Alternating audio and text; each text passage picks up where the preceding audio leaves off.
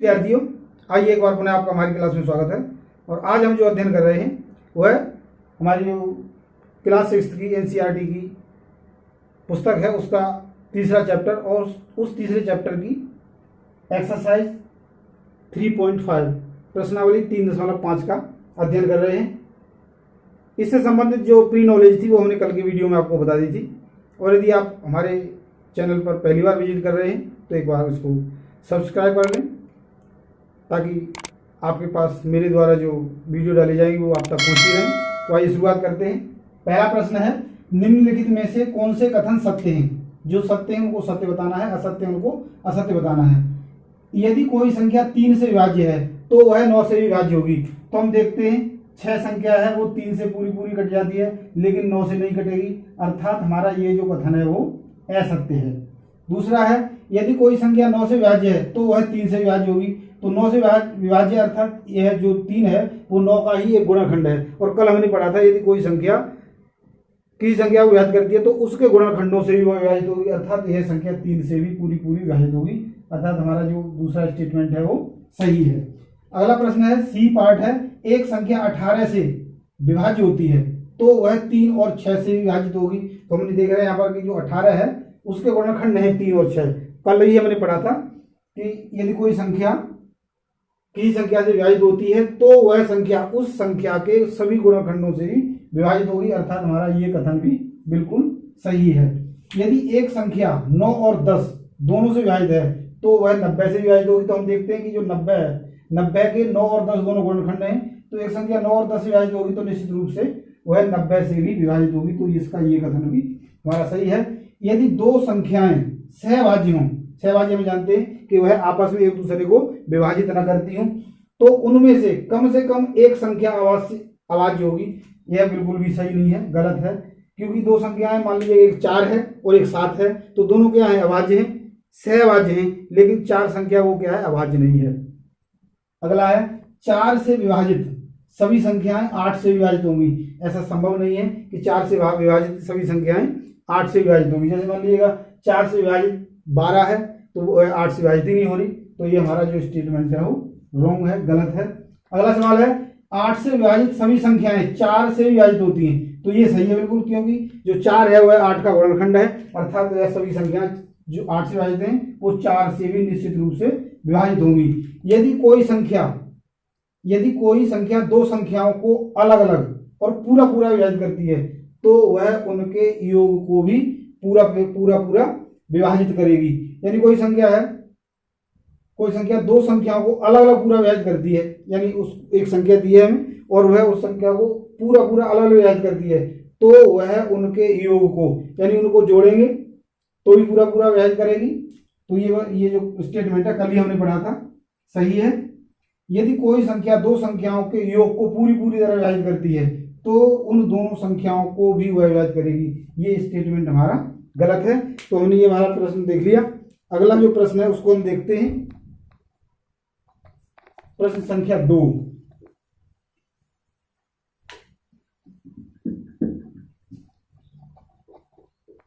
तो प्रश्न संख्या 2 है, यहां संख्या 60 के दो विभिन्न गुणनखंड वृक्ष दिए गए हैं, इनमें से अज्ञात संख्या ज्ञात करनी है। तो देखो यहाँ पर 60 को इस तरीके से दर्शाया गया है, जो वृक्ष है उसको या फैक्टर ट्री है 60 दिया है और इसको यहाँ पर दर्शाया गया है 6 2। तो यहाँ पर इसका जो रिक्त स्थान है उसको भरना है। तो हम जानते हैं यहाँ पर 3 आ जाएगा, तो ये कंप्लीट हो गया। और ऐसे इसको आगे और दिया है, इसमें इन्होंने 10 और इधर इसका 5 दे दिया तो इधर 2 आ जाएगा। ऐसे लगा इसका जो बी पार्ट है ये ए पार्ट था और बी पार्ट में भी ऐसी दो संख्याएं दी हैं, तो इन्होंने दिया है 60 को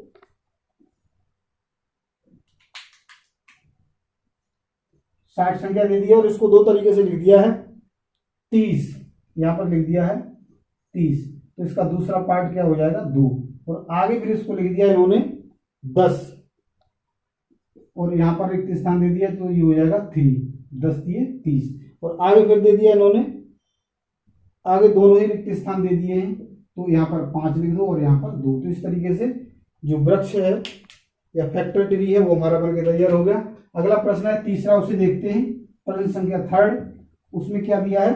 प्रश्न में दिया है एक भाज्य संख्या के अभाज्य गुणनखंड किन दो गुणनखंडों को सम्मिलित नहीं किया जाता। यानी कोई एक अभाज्य संख्या है और उसके कोई भाज्य संख्या है, उसके किन गुणनखंडों को उसमें सम्मिलित नहीं किया जाएगा। एक तो एक है और एक स्वयं है, उसको हम उसके अभाज्य गुणनखंडों में सम्मिलित नहीं करेंगे।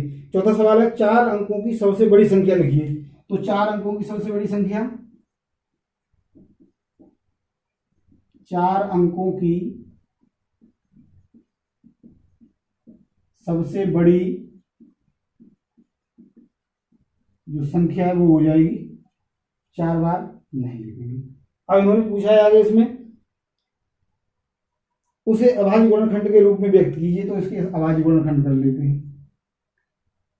सबसे पहले हम इसको 2 से विभाजित नहीं होगी, 3 से विभाजित करते हैं। 3 से इसको भाग करते हैं तो 3 3 9 3 3 9 3 3 9 और 3 3 9।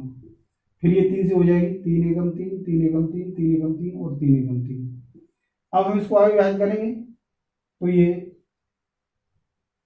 3 दूनी 3 3 9, 2 बचेंगे, 3 7 21, 3 से नहीं होगी। हम इसको 11 से करते हैं तो ये वाला पार्ट है 11 एकम 11 और एक जीरो लेके फिर इसको हम 11 एकम 11, इस तरीके से हम इसको विभाजित कर देते हैं। और फिर आगे जो संख्या बची है इसको हम आगे विभाजित नहीं कर सकते तो इसको 101, क्योंकि ये क्या है? एक अभाज्य संख्या है। तो इसकी जो अभाज्य गुणनखंड है वो 3 गुणा में 11 गुणा में 101 प्राप्त हो जाएंगे। इस तरीके से जो अगला प्रश्न है 5 अंकों की सबसे छोटी संख्या लिखिए। 5वें प्रश्न में पूछा गया 5 अंकों की सबसे छोटी संख्या। 5 अंकों की सबसे छोटी संख्या। तो इसमें हम क्या करते हैं? 1 के बाद 4 जीरो लिख देंगे, यानी ये 10,000 होगी। अब इसमें इन्होंने पूछा है कि इसके भी अभाज्य गुणनखंड कीजिए। तो इसके हम अभाज्य गुणनखंड कर देते हैं। सबसे पहले 2 से कट जाएगी, 2 पंजे 10, फिर 2 से कट जाएगी, 2 दूनी 4 और 2 पंजे 10, फिर 2 से कट जाएगी, 2 एकम 2, 2 दूनी 4, 2 पंजे 10, फिर 2 से कट जाएगी, 2 छीं 12, 2 दूनी 4, 2 पंजे 10। अब ये 2 से नहीं कटेगी। अब इसको 3 से काटते हैं, देखते हैं 3 दूनी 6 और 3 ने 3 8 24 नहीं कटेगी तो ये 5 से कटेगी, 5 से विभाजित होगी तो हम इसको 5 से विभाजित कर देते हैं। 5 एकम 5, 5 दूनी 10 और 5 25, फिर 5 से 5 दूनी 10, 5 25, फिर 5 5 5 25 और ये 5 एकम 5। तो इसके अभाज्य गुणनखंड यही हो गए 2 गुणा में 2 गुणा में 2 गुणा में 2 गुणा में 5 गुणा में 5 गुणा में 5 गुणा में 5। इस प्रकार से हमने इसके अभाज्य गुणनखंड ज्ञात कर लिए। अगला सवाल है 1729 को विभाजित करना है, अर्थात अभाज्य गुणनखंडों में लिखना है। तो सबसे पहले ये 7 से विभाजित होगा तो इसको भाग करके देखते हैं। 7 दूनी 14, 3 बच के 32 हो गए, 7 चौके 28, फिर 4 बच गए तो 7 7 49। अब ये संख्या सीधी 13 से विभाजित होगी तो 13 एकम 13 और फिर उसके बाद हमारे जो संख्या बचेगी 9 होगी, स्थान 13। अब ये 19 से कटेगी, 19 बार कटेगी, फिर 19 एकम 19, अर्थात ये जो अभाज्य गुणनखंड है वो हमारे प्राप्त हो गए 7 गुणा में 13 गुणा में 19। अगला प्रश्न है उसे देखते हैं। 7वां प्रश्न है 3 क्रमागत संख्याओं के गुणनफल सदैव 6 से विभाजित होते हैं। इस कथन को कुछ उदाहरणों के द्वारा की सहायता से स्पष्ट कीजिए। 3 क्रमागत संख्याओं के गुणनखंड। 3 क्रमागत संख्या लेते हैं, जैसे 1 2 और 3, तो ये 6 आ जाएगा। 2 3 और 4, 4 3 12 दूनी 24 आ जाएगा। और 3 4 5, 5 चौक 20 और 20 3 60। अर्थात यहाँ हम देख रहे हैं कि ये सभी संख्याएं निश्चित रूप से 4 से 6 से विभाजित हो रही हैं। 6 से ये भी होगी, ये भी होगी और ये भी होगी। क्वेश्चन नंबर था हमारा ये 7। अगला है 8वां प्रश्न, उससे देखते हैं 8वां प्रश्न क्या कहता है। 8वां प्रश्न है, दो क्रमागत विषम संख्याओं का योग 4 से विभाज्य होता है। दो क्रमागत विषम संख्याओं का योग, जैसे 1 और 3 है, इनका योग 4 हो जाएगा। 3 और 5 है, इनका योग 8 हो जाएगा।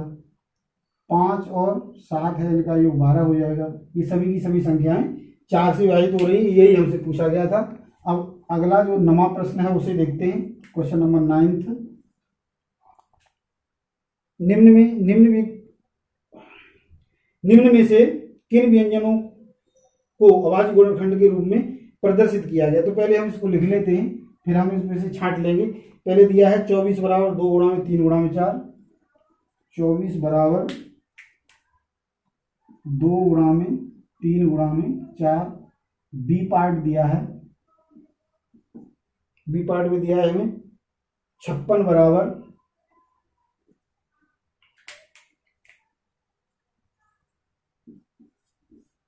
56 को इन्होंने लिख दिया है 1 गुणा में 7 गुणा में 2 गुणा में 2 गुणा में 2। 1 गुणा में 7 गुणा में 2 गुणा में 2 गुणा में 2। सी पार्ट है, उसमें दिया है 70 बराबर 2 गुणा 5 गुणा में 7। 70 बराबर 2 गुणा में 5 गुणा में 7। और डी पार्ट दिया है 54 बराबर 2 गुणा में 3 गुणा में 9। 54 बराबर 2 गुणा में 3 गुणा में 9। हम देखते हैं, देखो यहाँ पर अभाज्य गुणनखंड देखने तो यहाँ पर 2 है, ये अभाज्य नहीं है। यहाँ पर ये सभी अभाज्य हैं, यहाँ पर भी सभी अभाज्य हैं, और यहाँ पर ये 9 है, अभाज्य नहीं है। तो बी और सी पार्ट को अभाज्य गुणनखंडों के रूप में प्रदर्शित किया गया है। अगला है 10वां सवाल, बिना भाग किए हुए 25,110। 10वां प्रश्न है 25,000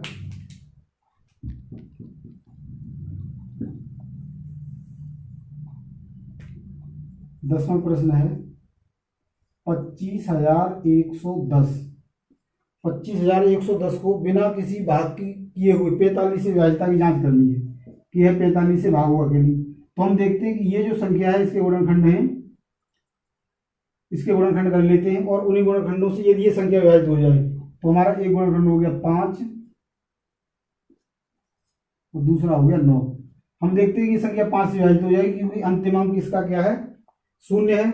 9 से विभाज्यता की जांच के लिए 2 और 5 7 हो गए, 7 और 1 8 और 1 9, अर्थात यह संख्या 5 से विभाजित हो रही है और 9 से विभाजित हो रही है, अर्थात यह 5 45 से भी विभाजित होगी। यही पूछा गया था हमसे। अगला सवाल है, संख्या 18 2 और 3 दोनों से विभाज्य है, और यह 2 और 3 6 से विभाजित होगी, यानी 2 और 3 से विभाजित है, अर्थात उसका गुणनफल है उससे विभाजित हो रही है। इसी प्रकार एक संख्या 4 और 6 दोनों से विभाजित है। क्या हम कह सकते हैं कि 4 गुणा में 6 बराबर 24 से विभाजित होगी।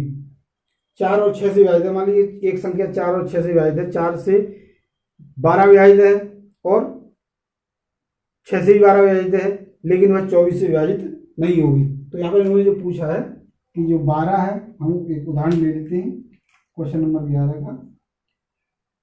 24 को विभाजित कर रहा है 6 और 4 दोनों, तो 12 जो संख्या है वह भी 6 और 4 से विभाजित हो रही है, लेकिन यह संख्या 24 से विभाजित नहीं होगी। तो ये जो प्रश्न पूछा गया वह गलत है। आगे प्रश्न दिया है, वह अंतिम प्रश्न हमसे पूछा गया कि मैं 4 भिन्न भिन्न अभाज्य गुणनखंडों वाली एक सबसे छोटी संख्या हूं, तो क्या आप मुझे ज्ञात कर सकते हो।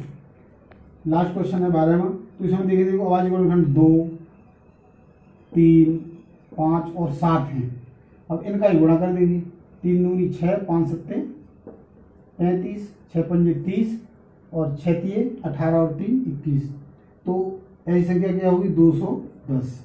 तो इस प्रकार प्रिय विद्यार्थियों, आज हमने हमारी जो 3.5 एक्सरसाइज थी उसको कंप्लीट कर लिया है। आगे फिर अगले वीडियो में अगली एक्सरसाइज के साथ फिर मिलते हैं। तो आज के लिए इतना ही, धन्यवाद।